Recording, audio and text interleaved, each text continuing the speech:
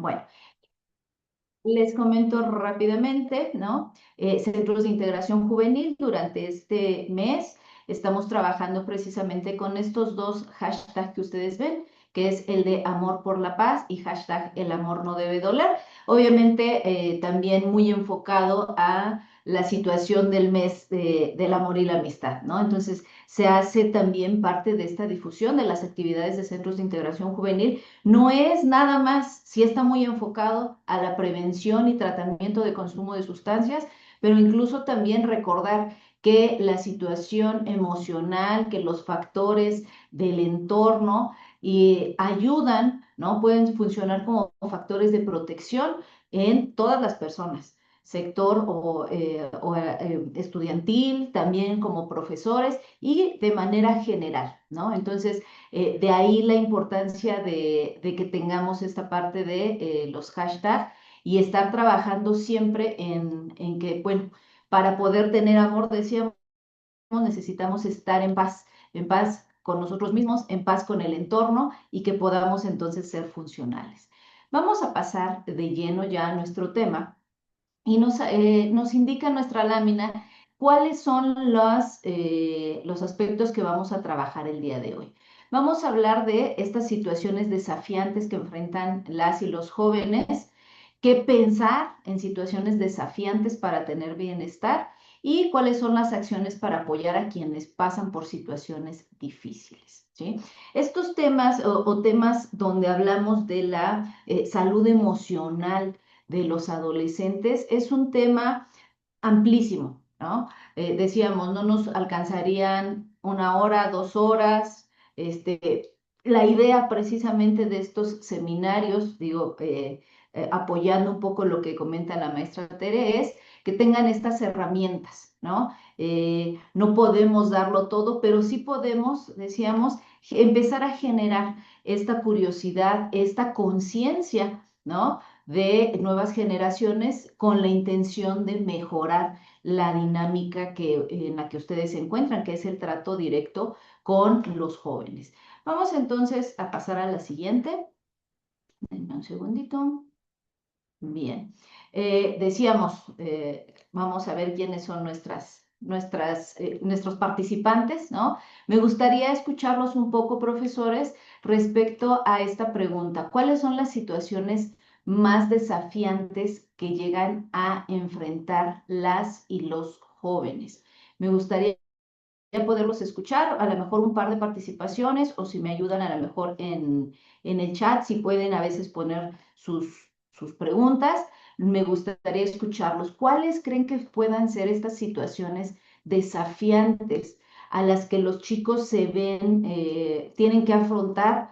Pues puede ser de manera diaria, puede ser por problemáticas de su entorno o que incluso ustedes mismos identifican como propias de la edad. Si me ayuda, maestra Elizabeth, que vemos su manita levantada, por favor. Muchas gracias. Buenas tardes a todos. Buena tarde. Pues yo principalmente en el aspecto académico he notado una gran frustración respecto a los hábitos de estudio, a la comprensión de lectura, pero más allá de comprender un texto complejo, es el simple hecho de sentarse a leer 30 minutos, 2 horas sin ninguna estimulación ajena. Honestamente, dentro de mis actividades diarias, también yo misma me veo afectada por estos estimulantes ajenos, ¿no? Las redes sociales, la televisión, el ruido, y yo noto que los estudiantes están hipersaturados, hiperestimulados, y realizar una lectura de 2 hojas es demasiado para ellos. Entonces, de ahí devienen muchísimos problemas académicos y que van arrastrando a lo largo de la carrera y representan para ellos una frustración porque más allá de lo académico afecta ya a lo personal, ¿no? El sentirse rezagados, el sentirse poco concentrados o frustrados con respecto a su desempeño académico. Sin embargo, creo que es un síntoma general y social porque todos estamos hiperestimulados. Entonces, me parece que es uno de los grandes retos, porque no es como que ellos lo puedan resolver de forma individual, ¿no? Es un problema colectivo, pero además es un problema generacional muy arraigado. Yo lo veo muy arraigado y muy complejo. Muchas Claro. gracias. Al contrario, maestra Elizabeth, muchas gracias. Vamos tomando nota para poder ir precisamente trabajando con ello dentro de nuestra sesión. Maestra Laura Patricia, ¿nos ayuda por favor con su comentario? Hola, buenas tardes a todos. Complementando lo que dijo la maestra Eli, yo los veo muy desajustados, como no se sienten en pertenencia en ningún lugar, no se encuentran, no sienten que no pertenecen en la escuela ni a los grupos que se forman en la escuela y quizás no sé si en su entorno, en su familia tampoco se sientan que pertenecen a ese lugar y eso les causa también mucho desajuste emocional y siempre he manifestado esta sensación de que no se encuentran, no se hallan, no se sienten cómodos en ningún lugar. Y es la sensación que los veo porque se mueven mucho en la silla. O hay unos que están hiperquietos, dije, ya se durmió, ¿no? Pero sé que no está conmigo ni en la clase, está él en otro rollo pensando. Entonces, esto también yo lo he visto con mis alumnos. Gracias, maestra. Al contrario, maestra, muchas gracias. Y la participación, por favor, del profesor José Alejandro.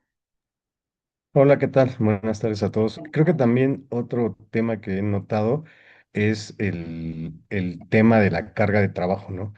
Creo que todos en algún punto fuimos estudiantes, pero ahora no sé, dejar, como decían hace un rato, de lecturas largas o trabajos que involucren demasiado tiempo o demasiado esfuerzo para ellos, de repente les genera una especie de ansiedad o frustración porque les parece que es demasiada carga de actividades y digo, uno que ha tenido la oportunidad de trabajar tal vez con diversas generaciones, te vas dando cuenta que pues podría ser el mismo trabajo que dejabas en generaciones anteriores, pero no había esa reacción tan generalizada de sentir que era algo muy saturado o hasta cierto punto frustrante para ellos, ¿no? Entonces también creo que esa percepción pues también nos lleva a cambiar algunas tal vez maneras de trabajar, no sé, pero eso es algo que he percibido también.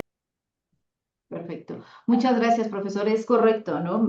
Si se fijan, vamos como tejiendo y vamos hacia un mismo, hacia una misma problemática, ¿no? Que es esta dificultad tanto emocional, social, educativa. Adelante, por favor, maestro Alexander.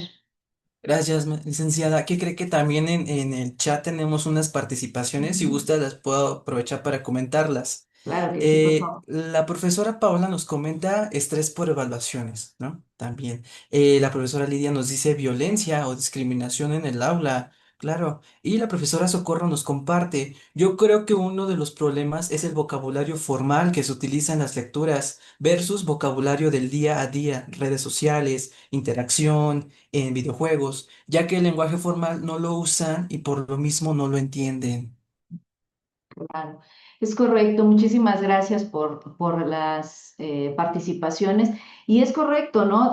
Al final decíamos también esta parte que tiene que ver un poco con lo que mencionaba la maestra Elizabeth al inicio, que es este choque a veces generacional, ¿no? Es cierto, nosotros como adultos también estamos muy expuestos a estos distractores o estos estímulos, ¿no? De redes sociales de estar al pendiente, decíamos incluso, a lo mejor como adultos no estamos tan enfocados a la aceptación, ¿no? De un like en un reel, pero sí estamos en algún momento estresados por saber cómo utilizar una nueva aplicación, cómo detectar situaciones con tareas, con presentaciones, decíamos con los mismos trabajos. ¿A poco tú no ocupas alguna aplicación para darte cuenta que eso lo bajaron, que lo hizo inteligencia artificial? Entonces, incluso desde ese punto de vista, también como adultos,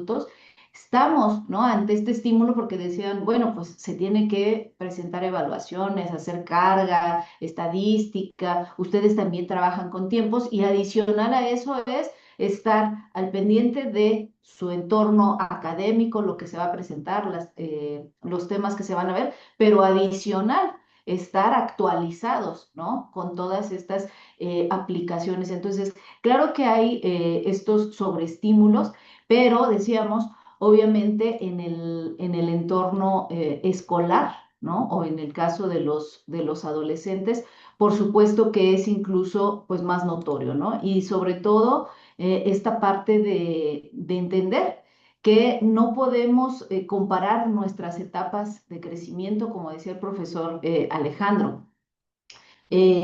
Pues sí, es muy probable que nosotros también fuimos jóvenes, también estuvimos en esta etapa estudiantil, pero no estábamos sujetos a los mismos estímulos que ellos tienen, ¿no? Es decir, nosotros teníamos de repente que estar ante situaciones de ir a una biblioteca, de estar sentados, bien decía la maestra, ¿no? 2 horas leyendo, ir a sacar copias, y para ellos es diferente, ¿no? Entonces, esta parte para ellos les complica porque incluso no hay una identidad con ninguna otra generación, ¿no? Ellos les toca afrontar este tipo de situaciones.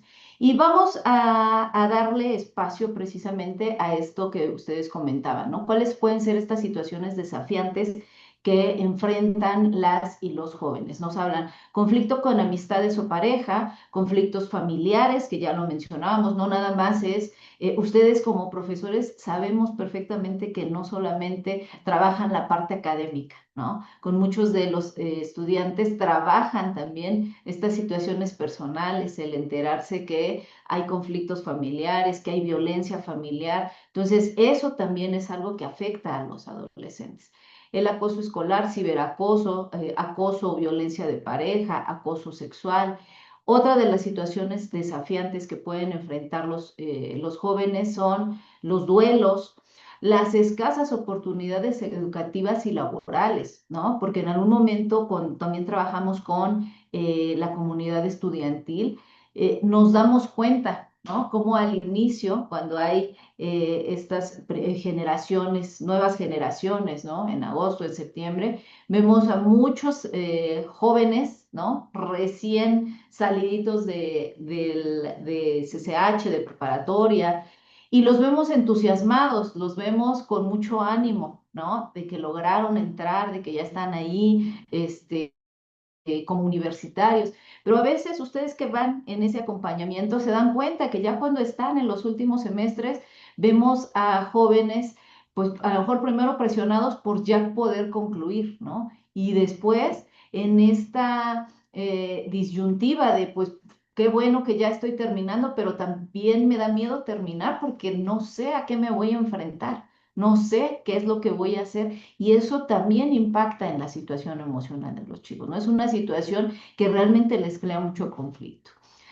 Otra de ellas es la falta de acceso a servicios en algunos casos, la economía inestable, esto sobre todo cuando hablamos de jóvenes o entornos que vienen jóvenes que vienen de estos entornos muy limitados, ¿no? Donde a veces pues tienen que incluso decidir, ¿no? Entre poder terminar la carrera o terminarla, pero ya no poder hacer el servicio social porque hay que entrarle a trabajar. Entonces, este tipo de situaciones también pueden ser opciones que en algún momento los adolescentes o los adultos jóvenes les genere dificultades emocionales. Y lo mencionaba también la maestra Socorro, me parece, dentro del mensaje, la estigmatización, discriminación o exclusión, ¿no? La segregación incluso dentro del aula. Eso también es algo que puede generar dificultades en los estudiantes. ¿Cuáles son estas herramientas de las que hablamos para afrontar situaciones difíciles? Nos tiene ahí una pregunta a la lámina y podemos ver que nos dice, ¿sabías que la forma en la que se piensa influye en cómo te sientes, ¿no? Y aquí hablamos también desde evitar romantizar esta parte de decir, bueno, voy a pensar positivo y todo va a salir muy bien, ¿no? No es propiamente de lo que hablamos. Hablamos específicamente de cómo puedo a través de estos cambios en pensamiento, en afrontamiento, puede mejorarse. Ajá, la manera de resolver o de buscar la resolución de un conflicto, ¿no? Aquí nos comenta que incluso ante la misma situación se pueden sentir distintas emociones, y esto depende mucho de los pensamientos en los que nos encontremos. Esto es común, lo podemos ejemplificar. De hecho, vamos a tener un ejemplo respecto a los jóvenes, pero también respecto a ustedes como profesores, ¿no?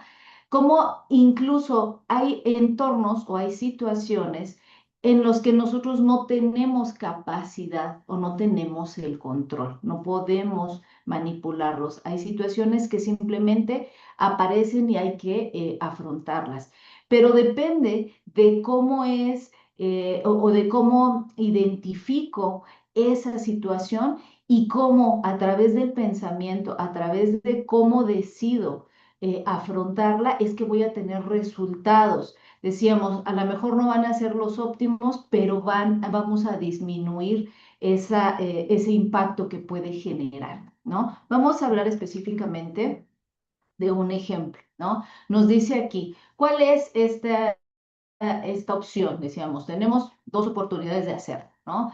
¿Cuál es la situación? El estudiante reprueba una materia. ¿A qué se enfrentan ustedes como profesores cuando se suscita que terminan, que se reprueba la materia, que no pasaron y encontramos estos pensamientos en los jóvenes, ¿no?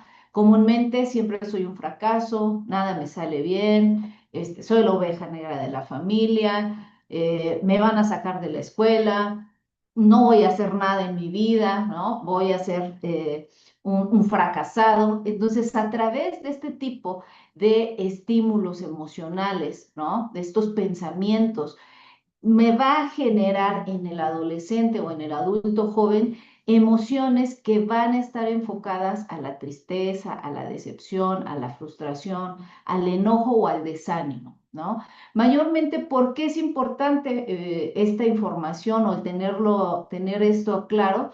Porque precisamente lo que queremos es que desde etapas tempranas de estas situaciones desafiantes se pueda hacer la detección y poder parar situaciones que en algún momento pueden generar peligro tanto para los jóvenes como para las personas que están en su entorno, ¿no? Entonces, vamos a tomar este mismo ejemplo donde decíamos, esta manera de afrontar, ¿no?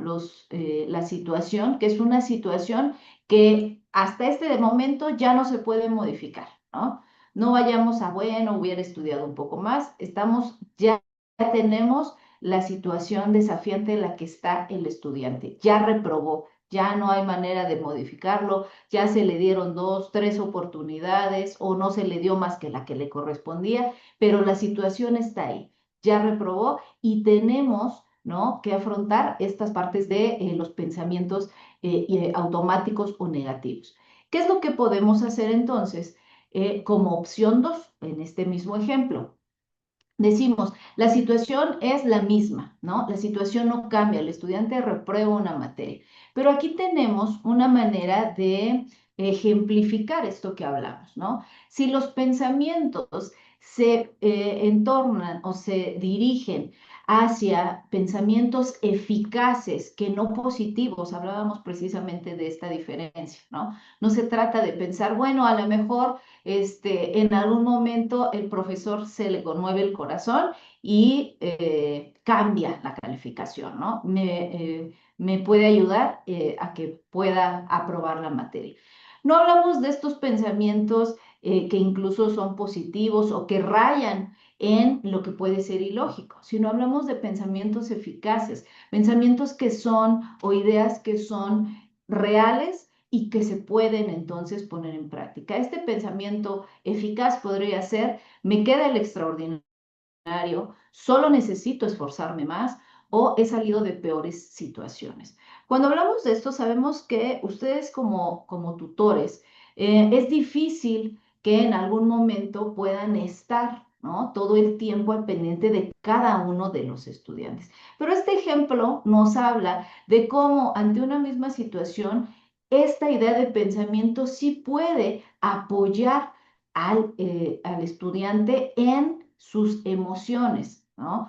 Es decir, con este tipo de pensamientos, ¿cómo es que se modifica la emoción? Nos dice aquí, puede cambiar a una emoción de ánimo, de tranquilidad, probablemente no de alegría, pero sí de entusiasmo. Es decir, si cuando ustedes como tutores pueden proveer o cuando ustedes se acercan o los alumnos se acercan con ustedes ante estas situaciones desafiantes, ¿no? Sí es posible que ustedes, al poder aclarar esta parte y quitar los pensamientos que son trágicos o irracionales, ¿sí? Pueden brindar un primer auxilio psicológico, es decir, detente, ¿no? No vayas en esta misma dinámica de seguir creyendo o diciendo frases que no están ayudando, que no están abonando y que sí están perjudicando tu situación emocional. Porque recordemos que la situación emocional va a tener un impacto mucho más fuerte en un adulto joven, ¿no?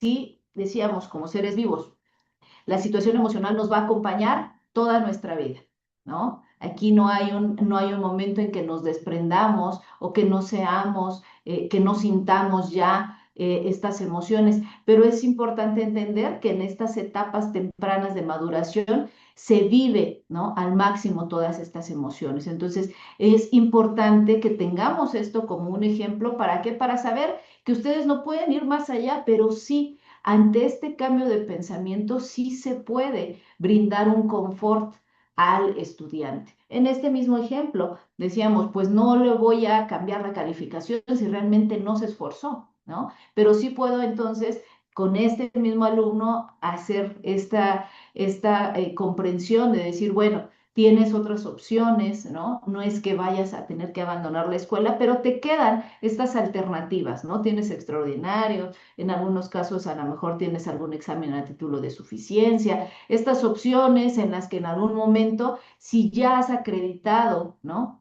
Decía hace unos cuantos días, platicaba con uno de los alumnos ahí mismo en FES, si terminaste y dejaste un año de venir y regresaste, ¿no? Lograste regresar, ordenaste, solucionaste esta situación que en algún momento te hizo alejar del estudio y lograste, ¿no? Tener ese objetivo, reestructuraste tus tiempos, tu economía y estás aquí. O sea, hay un interés real en que puedas tú mejorar. Entonces, sí hace, pues sí genera un impacto en la situación emocional. Entonces, vamos a tener un segundo ejemplo que me gustaría mencionarlo porque precisamente decíamos, pues una cosa a veces es cuando hablamos de un tercero y otra es cuando hablamos ya sobre cada uno de nosotros, ¿no? Porque de repente decíamos, sí, el pensamiento lo podemos cambiar, pero pues ellos lo tendrán que cambiar. Pasa también, decíamos, en etapas adultas, ¿no? ¿Qué tenemos en este caso? ¿Qué pasaría con ustedes ante una situación donde se presenta una discusión entre profesores, ¿no? Casi no pasa, pero decíamos, somos seres humanos, estamos vivos y tenemos muchos estímulos, ¿no? Porque podríamos a veces discutir con la profesora o el profesor más tranquilo, más amigable y decíamos, ¿y qué pasó? ¿No? Si siempre habíamos tenido esta situación cordial. Bueno, pues son situaciones, no sabemos cuáles a veces son los entornos, pero pensemos en esta situación. Se presenta una discusión entre profesores. ¿Qué pasa con los pensamientos? Si el pensamiento ante una situación desafiante entre colegas, ¿no? Se presenta, ¿qué puede pasar? Siempre me hacen menos, ¿no? Como profesor también en algún momento puedo pensar, no se valora mi esfuerzo o incluso estoy cansada o estoy cansado de discutir, esto no avanza, ¿no? Decíamos, vamos a hablar de esto, nada cambia, seguimos en situaciones, siempre es lo mismo, ¿no? O me voy a ir, ¿no? Para que aprendan. Entonces, ¿qué pasa? Se puede presentar este tipo de pensamientos. Ese tipo de pensamientos, ¿a qué nos va a llevar como emociones? Nos ha hablado nuevamente de emociones de tristeza, de enojo, de decepción, ¿no? De desánimo o de frustración. Entonces, si nos damos cuenta, ¿no? Situaciones que a veces, obviamente por la naturaleza del tema, que es estas situaciones desafiantes enfocadas a los jóvenes, no me son ajenas como adulto. ¿no? Como adulto también puedo darme cuenta con este ejemplo que sucede que ante una situación que ya no puedo cambiar, la situación o la problemática está ahí. La diferencia es cómo puedo afrontarla, ¿no? Y entonces tenemos esta segunda opción, decíamos, la situación la misma, hemos discutido probablemente acaloradamente, ¿no? Con algún colega. Pero si el pensamiento dentro de esta situación de estrés y logro identificar y decir, oye, tenemos diferentes puntos de vista, entiendo, tengo capacidad de entender que no somos las mismas personas, que nuestra formación ha sido diferente, voy a empezar a darme cuenta que entonces no tengo por qué alterarme o llegar a puntos en que esto se salga de control. Otro pensamiento, puedo convivir eficazmente con la mayoría de mis colegas, perdón. O un pensamiento donde puedo razonar y decir, expongo mis ideas claramente cuando estoy tranquilo. ¿Esto a qué me lleva? A poder entender entonces, ¿no? El contexto y decíamos, esa emoción, las emociones que van a derivar de estos pensamientos van a ser emociones, nuevamente hablábamos de emociones tranquilas, de alegría o de entusiasmo, incluso decíamos, ¿por qué? Porque comentábamos, no es necesario que coincida con las ideas o el tipo de pensamiento de todos, pero específicamente saber que como tenemos diferentes puntos de vista, cabemos todos dentro de este universo, ¿no? Y hablamos de este universo donde ustedes se desempeñan, donde ustedes trabajan, donde ustedes pasan la mayor parte del tiempo.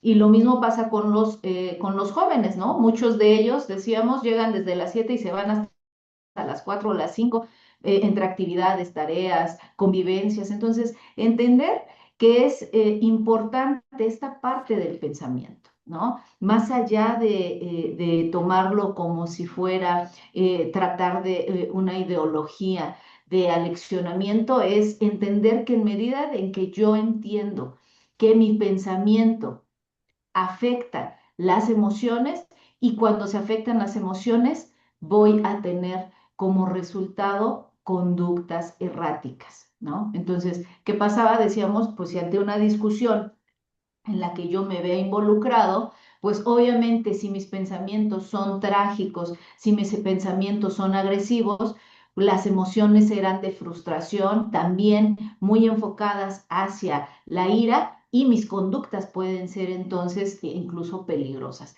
En cambio, si logro entender desde estos pensamientos que van más enfocados a la asertividad, me voy a dar cuenta que esas emociones voy a poder tener más control sobre ellas e incluso tener la capacidad de decir, ¿no? Esto tiene que ver con alguna situación de trabajo, algún punto de vista, pero esto no implica que mi convivencia tenga que cambiar, ¿no? Hablamos desde estos puntos de vista donde entonces decimos abiertamente que los pensamientos sí impactan, ajá, en el ser humano. Y muy enfocado precisamente a lo que nos concierne, que es cómo poder dirigir, sobre todo, dirigirnos hacia los jóvenes. Vamos a identificar primero estos pensamientos irracionales, ¿no? ¿Qué es el pensamiento irracional? Es precisamente estas ideas distorsionadas, exageradas y muy importante, dice, que no se basa en la lógica o en la experiencia o la vivencia, ¿no? Un pensamiento irracional no está basado en lo que ya me sucedió antes, sino en esta sensación de absoluto. Entonces dice aquí, ejemplos, siempre, nunca, o debo, o nada, ¿no? Normalmente cuando se trabaja en estas terapias cognitivas conductuales, hablamos de que estas palabras son palabras que o bueno, digamos, argumentos que no nos van a ayudar a poder clarificar o poder cambiar de un pensamiento irracional a un pensamiento eficaz. Porque cuando decimos, no sé si recuerdan, siempre me hacen menos, estamos hablando de una situación absolutoria, ¿no? O sea, Siempre, no existe un momento de calma todo el tiempo, se me está haciendo menos. Cuando es un pensamiento irracional. No puede ser que tengamos la idea de que siempre pasa lo mismo, porque recuerden, no tenemos esa capacidad de identificarlo, ¿no? Es que siempre llegas tarde, ¿no? Bueno, pues si llegas un día temprano, ya no fue siempre. ¿No? Simplemente estoy dando por hecho y eso, ¿qué va a pasar si siempre llegas tarde? Probablemente si soy una persona muy puntual, va a ser algo que me genere malestar y cada que yo implique la palabra siempre o nunca o estas palabras de creencias absolutas, lo que hacen es negarme o cerrar la capacidad de poder ser racional o eficaz, ¿no? Nos dice aquí, ¿por qué son irracionales? Porque estos pensamientos precisamente no siempre son reales ni son absolutos. Vamos a tener unos ejemplos precisamente de estos pensamientos irracionales. Estos pensamientos, porque decimos, a veces cuando los vemos en papel o en este caso en la presentación, ¿verdad? Cuando hablamos de estos términos, de repente parecen un poco vagos, ¿no? Estos pensamientos irracionales, pero vamos a darnos cuenta a través de estos ejemplos cómo realmente existen estos y cómo impactan incluso, ¿no? Tenemos como ejemplo, el pensamiento irracional es pensar en blanco y negro o términos absolutos. ¿Cuál es la descripción? Pensamientos en los que no hay intermedios, ¿no? Todo es blanco o negro, bueno o malo, todo o nada, siempre y nunca. ¿Cómo son estos ejemplos? Siempre me ignoras cuando hablo, ¿no? Es un ejemplo claro de estos pensamientos o no soy bueno en nada. ¿No? No soy bueno en nada, soy un buen para nada. Son ejemplos que en algún momento ustedes pueden identificar en un adulto joven, en uno de los estudiantes. Pero recuerden, a veces también nos hacen reflejo un poco a nosotros como adultos, ¿no? Es importante también empezar a reaccionar respecto a que en algún momento cómo pienso yo también como docente, como individuo, y en algún momento cómo esto me dificulta la convivencia, ¿no? Otro pensamiento irracional puede ser aquellos que se enfocan en lo negativo. ¿Cómo que se enfocan en lo negativo? Que ignoran los aspectos positivos y obviamente solo se destaca lo que en algún momento parece contraproducente, ¿no? Un ejemplo, en mi cumpleaños solo me felicitaron para no hacerme sentir mal, ¿no? Dicen, y ya como adultos es muy común, ¿no? Pues fue de puro compromiso, porque la verdad es que yo no me sentía tan bien o yo no lo sentí sincero. Es decir, incluso un gesto que alguien puede tener hacia nosotros lo demeritamos, lo descalificamos. Entonces, hablamos, recuerden, de este pensamiento en el que entonces, si yo estoy demeritando incluso las cosas buenas que pasan a mi alrededor, no voy a tener esa capacidad que decíamos de una emoción de alegría o de entusiasmo, sino siempre más con tendencia al desánimo, ¿no? Otro de los ejemplos que nos habla aquí como pensamiento irracional es el generalizar. Estas situaciones que nos dicen que después de una situación negativa se piensa que siempre será igual, que todo de aquí en adelante, decimos por ahí, ¿no? Como adultos, aquí todo es camino hacia abajo. Entonces, eso es una parte de estos pensamientos irracionales que dificultan la convivencia, ¿no? Un ejemplo, me defraudaron, nunca me voy a recuperar, ¿no? Y pasa mucho, decíamos, en adolescentes, en adultos jóvenes, en adultos mayores, porque estamos en constante aprendizaje y es importante darnos cuenta y tener estas situaciones de autoobservación y darnos cuenta qué situaciones en algún momento pues incluso me impactan ahora que los estoy escuchando, ¿no? En qué momento cuando algo sucede ya pienso que definitivamente va a seguir todo así y nunca va a volver a cambiar, ¿no? Esto pasa, acuérdense, hasta en las relaciones personales, ¿no? Si en algún momento tenemos un fracaso, pensamos en que nada va a ser igual, nadie más va a apoyarnos, vamos a quedarnos solos, nadie está al lado de nosotros. Entonces, empezar a darnos cuenta que esto también pues nos puede ayudar de manera personal, ¿no? Decíamos siempre muy enfocado hacia el trabajo con los jóvenes, pero darme cuenta en qué momento también me puede estar funcionando a mí o qué cosas o qué situaciones estoy presentando yo y no me he dado cuenta. Y también está dificultando en algunos casos mi convivencia. Otro de estos pensamientos irracionales o de las características que tienen los pensamientos irracionales es el de sacar conclusiones. Es decir, que se cree saber lo que las personas piensan y por qué actúan de cierta manera, ¿no? Es decir, dar por hecho las reacciones de los demás. Un ejemplo, no me contestó el mensaje, seguro está enojada o enojado conmigo.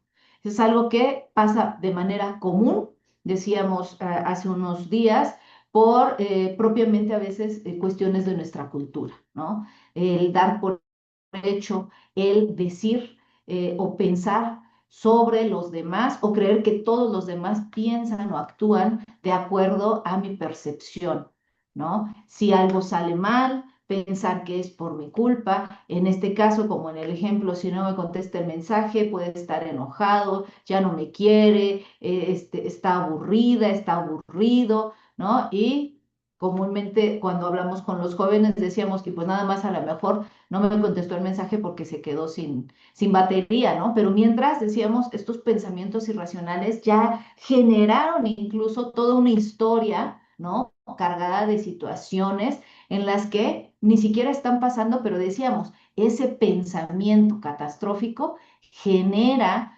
emociones que son contraproducentes para mi salud mental. Otra de las características de los pensamientos irracionales, perdón, es los pensamientos catastróficos. Se exageran los problemas o se perciben más graves de lo que son. Un ejemplo, si pierdo el trabajo, mi familia va a caer en desgracia y me abandonaría, ¿no? Y por eso comentamos situaciones que todavía no pasan, pero ya estoy incluso viendo o arreglando, ¿no? ¿Cómo le vamos a hacer ahora que tengamos que incluso, pues vivir con algún familiar? Y dicen, oye, espera, todavía, o sea, ¿por qué estás pensando en eso si no ha pasado nada? ¿No? Esto no es previsión, son pensamientos catastróficos, porque nunca pensamos, un pensamiento irracional, es difícil que ante un problema yo diga, me voy a sacar la lotería y voy a vivir, ¿no? Plenamente, no, es en el momento en que yo tenga una situación, todo lo malo va a suceder. Y eso pasa también mucho, decíamos, de manera cultural, ¿no? Cuando hablamos a veces desde las etapas formativas con niños, con niños pequeños, ya empieza, ¿no? Se empieza esta programación donde están esperando lo peor. Decimos, si en la rifa de la escuela, ¿no? Estamos vendiendo boletos, todo el mundo compra y ¿qué decíamos? Pues dame 2 boletos, ¿no? De todos modos no me lo voy a sacar, ¿no? De todos modos no voy a tener el premio. Es parte de este desarrollo con el que culturalmente hemos crecido. Entonces, por eso la situación de identificarnos, ¿no? O sea, no es que abiertamente pensemos o tengamos la intención de que estos pensamientos irracionales nos invadan, pero hemos crecido con ellos, entonces en algún momento se normalizan. Pero en el momento en que se pueden identificar, ahí es donde los podemos detener. Ya no dejamos avanzar este proceso a emociones que sean contraproducentes. Un pensamiento irracional también puede tener la característica de volver las situaciones personales.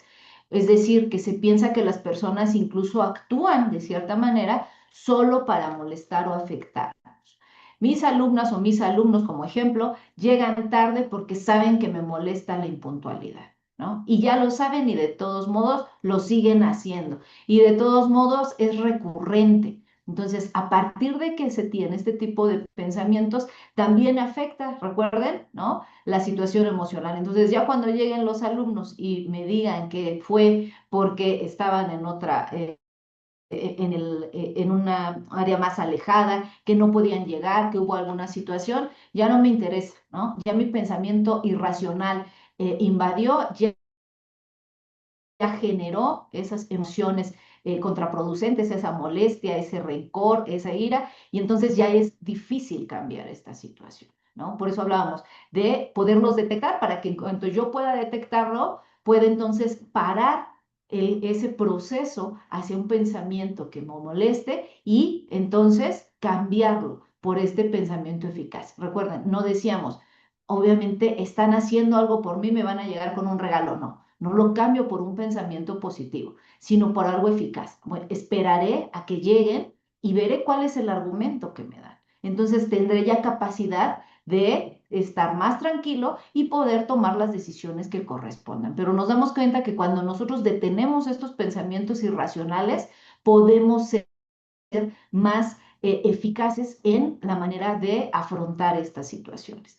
Otro de los pensamientos, de las características que tienen los pensamientos irracionales, pueden ser el de demandas extremas, que nos habla de establecer expectativas o demandas poco realistas sobre uno mismo o sobre los demás, ¿no? El ejemplo, mi pareja debería estar desbordando toda su atención hacia mí, ¿no? Es una expectativa obviamente poco realista, ¿no? Porque, pues como ser humano, yo tampoco podría hacerlo hacia otra persona o hacia otra situación. No puedo estar desbordado completamente a mi trabajo, porque entonces mi situación familiar también se vería deteriorada, o mi situación personal, o mi salud, ¿no? Entonces, tenemos estos extremos donde personas incluso, y la verdad, buena parte de profesores, decíamos, muy enfocados al trabajo y también se necesita estos tiempos de esparcimiento, ¿no? Hablaremos en su momento de estas etapas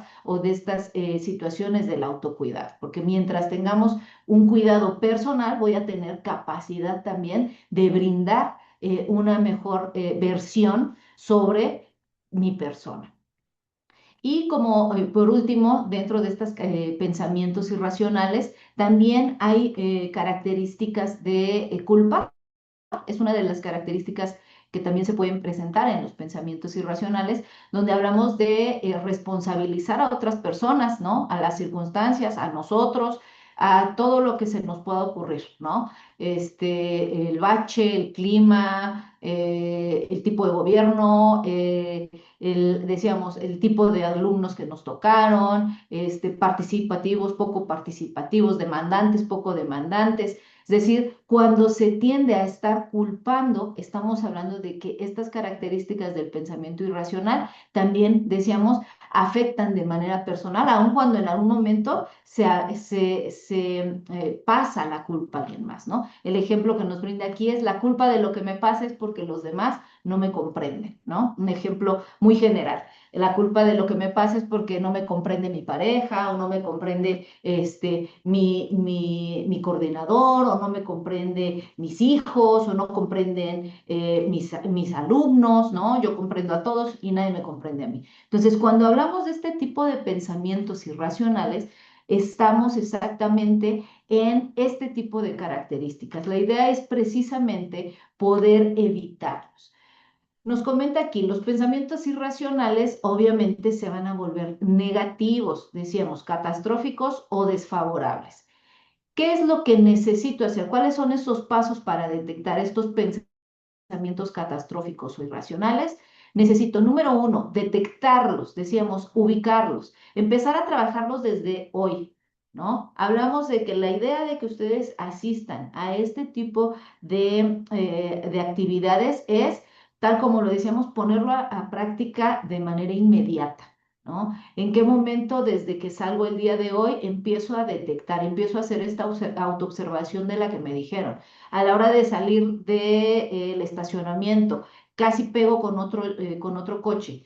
¿Cómo lo afronto? ¿Cómo empiezo a decir sí y se me acabó el seguro? Y si se me acabara mañana el seguro y no pudiera pagar, ¿y entonces qué haría? Tendría que pedir un préstamo y probablemente el préstamo pondría en dificultades mi estabilidad, y entonces pues a lo mejor no nos iríamos de vacaciones, y eso podría hacer que mi pareja quisiera abandonarme, y decíamos, ah, ¿no? Esa parada, necesito detectarlos para detenerlos, porque ya estoy haciendo planes de a dónde voy a ir a vivir cuando esté separada, y todavía ni siquiera me han pegado al coche, pero yo ya estoy trabajando en estos pensamientos catastróficos o irracionales que alteran mi estado de ánimo.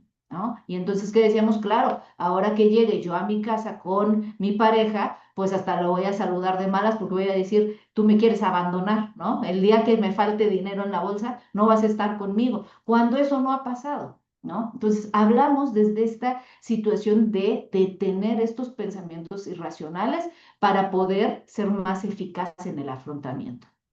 Los detectamos, los cuestionamos y como tercer paso, el cambiarlo, decíamos, por pensamientos eficaces o esperanzadores. Un ejemplo para ir cerrando, nos habla, número uno, detectamos ese pensamiento que en algún momento llega o invade, ¿no? Siempre ha sido un fracaso. ¿Ok? Probablemente no es el caso de ninguno de ustedes, pero vamos a utilizar este ejemplo, ¿no? Detecto ese pensamiento que invade y me dice siempre he sido un fracaso. ¿Cuál sería el segundo paso? Cuestionarlos, ponerlos a prueba o debatirlos.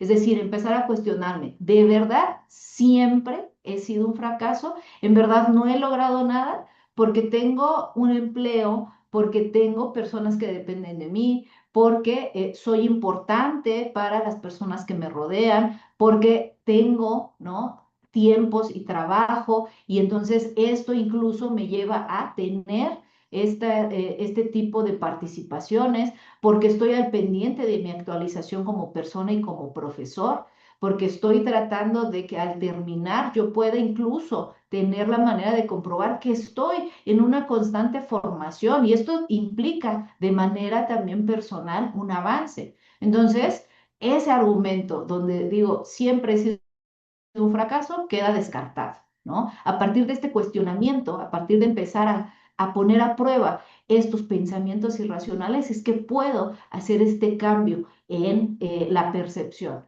¿no?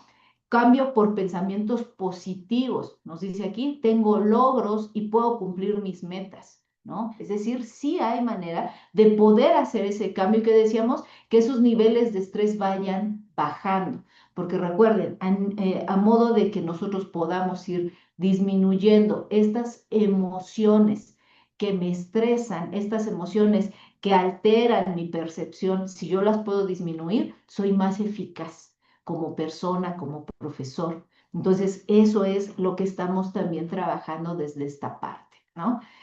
Para irnos apegando y porque me gustaría poder también escuchar sus participaciones, vamos a ver, decíamos, cuáles pueden ser, ¿no? ¿Cómo puedo pedir ayuda? ¿Cuándo voy a pedir ayuda para nosotros o para incluso, decíamos, los estudiantes o personas que me rodean, familia, pareja?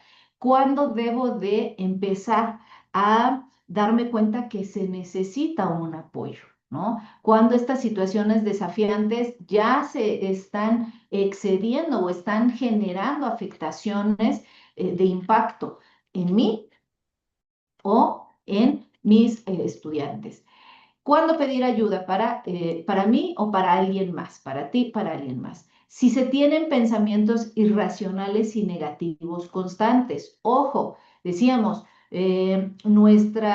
la manera en que nosotros nos desarrollamos, esta situación hablábamos de culturalidad, donde todo el tiempo estamos muy propensos a pensamientos negativos, ¿no? A pensamientos ventajosos, a pensamientos donde solamente busco mi beneficio. Bueno, es algo común, pero hay que empezar también a identificarlos, ¿no? Estos pensamientos irracionales o negativos constantes, donde en algún momento decíamos, yo trato de manera tranquila de pasar de un pensamiento irracional a un pensamiento eficaz como el que vimos en la parte anterior, pero ya no logro llegar a ese número 3, a ese paso tercero, ¿no?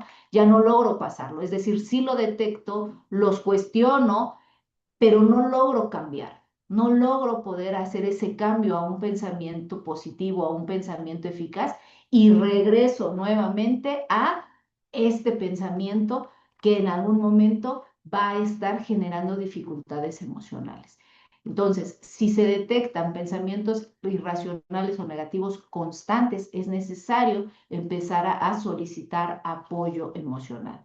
Si las emociones desagradables son intensas o incontrolables, o incluso si hay etapas de duelo. Si se está expuesto o expuesta a algún tipo de violencia, recuerden, estamos hablando hacia los alumnos, pero también hacia ustedes, ¿no? Si en algún momento hay situaciones donde se sienten expuestos a algún tipo de violencia, si ustedes saben, porque decíamos precisamente, muchos de los alumnos ven en ustedes a una guía, a un apoyo, si en algún momento ustedes saben que hay algún tipo de violencia, es necesario el sugerir un apoyo, ¿no? Con las personas indicadas. Si en algún momento se tiene consumo de sustancias, también es importante la situación de el pedir apoyo, el buscar ayuda. Nos dice aquí, ¿y cuándo se necesitaría, no? Pedir ayuda urgente, porque claro, hay una diferencia entre, entre de estas situaciones desafiantes como las que hablábamos, ¿no? O sea, si una situación desafiante en un joven puede ser esta falta de sentir pertenencia a lo mejor a la comunidad, de sentirse aislado, de sentirse relegado, ¿no? Entonces hablamos de estos cambios de pensamiento, de empezar a decir, bueno, ¿y de dónde viene? ¿De dónde surge? ¿Cómo poder mejorar con habilidades socioemocionales? ¿No? Pero habrá situaciones en las que la ayuda tiene que ser urgente, ¿no? Es decir, cuando vemos características de aislamiento, incluso ahí con tendencias a lo mejor a ideación suicida, ¿no? Ahí es cuando necesitamos como tutores darnos cuenta y sugerir la ayuda inmediata,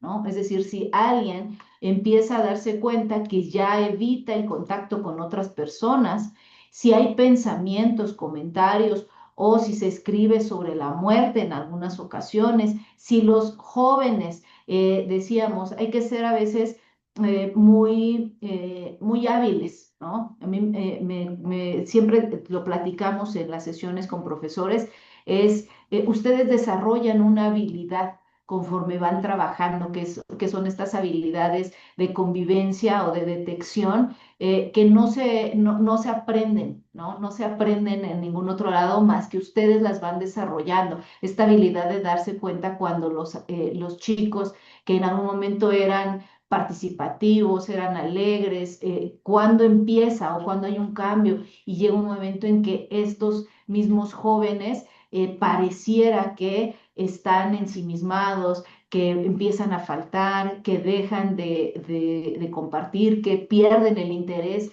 en lo que les gustaba, ¿no? En sus actividades extraescolares, en su participación, en su convivencia, ustedes lo detectan, ¿no? Y decíamos, a veces no es necesario que pasen tanto tiempo todo el día con ellos, pero se dan cuenta, alcanzan a darse cuenta de esos cambios. Cuando es esto, estas características específicamente, si se despide de familiares, de amistades o regala pertenencias, es uno de los puntos vitales para darse cuenta que ese adolescente está ante una situación desafiante que puede derivar en el peligro en su vida o incluso a veces en la de la gente que los rodea, ¿no? Entonces, de ahí que es importante tener muy en cuenta estas señales.